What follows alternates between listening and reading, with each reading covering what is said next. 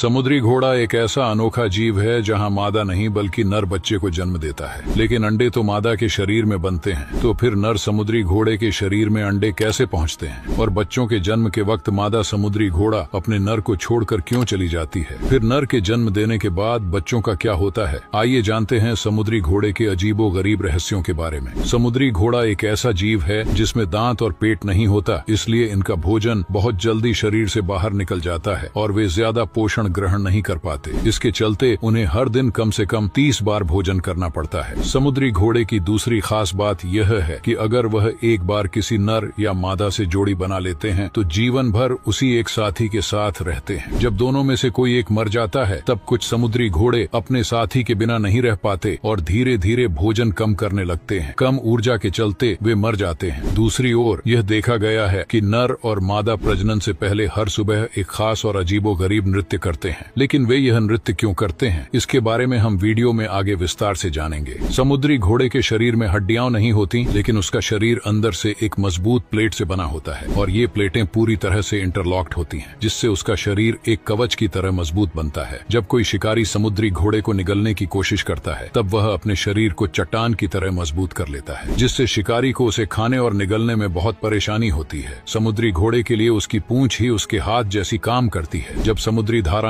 तेज होती हैं तो वे अपनी पूंछ को समुद्री पौधों से लपेटकर खुद को सुरक्षित रखते हैं। ये अपनी पूंछ का उपयोग करके खाना खाते हैं, शिकार पकड़ते हैं और एक दूसरे से लड़ाई भी करते हैं। अब जानते हैं कि नर समुद्री घोड़ा कैसे अपने बच्चों को जन्म देता है। जब नर और मादा समुद्री घोड़े का नृत्य पूरा होता है तो इसके बाद उनकी प्रजनन क्रिया शुरू होती है। नर समुद्री घोड़े के पास पेट की जगह पर एक ब्रूड पाउच नाम की थैली जैसी संरचना होती है। प्रजनन के दौरान मादा अपने अंडे नर के ब्रूड पाउच में ट्रांसफर कर देती है, जिससे नर समुद्री घोड़ा प्रेग्नेंट हो जाता है। ये प्रेगनेंसी इंसानों की तरह ही होती है, जिसमें नर का पेट बड़ा होता जाता है और 45 दिनों के बाद वह बच्चों को जन्म देता है। जन्म के दौरान नर अपनी मांसपेशियों को बार बार सिकोड़ता है, जिससे बच्चे पानी के तेज झटके के साथ बाहर निकलते हैं। एक नर समुद्री घोड़ा एक बार में 50 से लेकर 2000 बच्चों को जन्म दे सकता है। जन्म लेने के बाद बच्चे तुरंत स्वतंत्र हो जाते हैं और अपने दम पर जीवन शुरू करते हैं, लेकिन इन बच्चों में से लगभग 1% ही जीवित रह पाते हैं। बाकी मर जाते हैं या किसी का शिकार हो जाते हैं। जब नर समुद्री घोड़ा प्रेग्नेंट होता है तब मादा उससे थोड़ी दूर रहती है और अपने शरीर में नए अंडे बनाने की प्रक्रिया करती है। जब नर बच्चों को जन्म दे देता है फिर उसके बाद नर और मादा तुरंत अगले नृत्य के लिए तैयार हो जाते हैं और इस बार नृत्य एक दिन से भी छोटा होता है। उसके बाद मादा फिर से नर के ब्रूड पाउच में अंडे देती है। समुद्री घोड़ा यह क्रिया एक ही मादा के साथ बार बार करता है, जिससे उसे हर बार नया साथी खोजने की जरूरत नहीं पड़ती। वैसे क्या आपने कभी किसी समुद्री घोड़े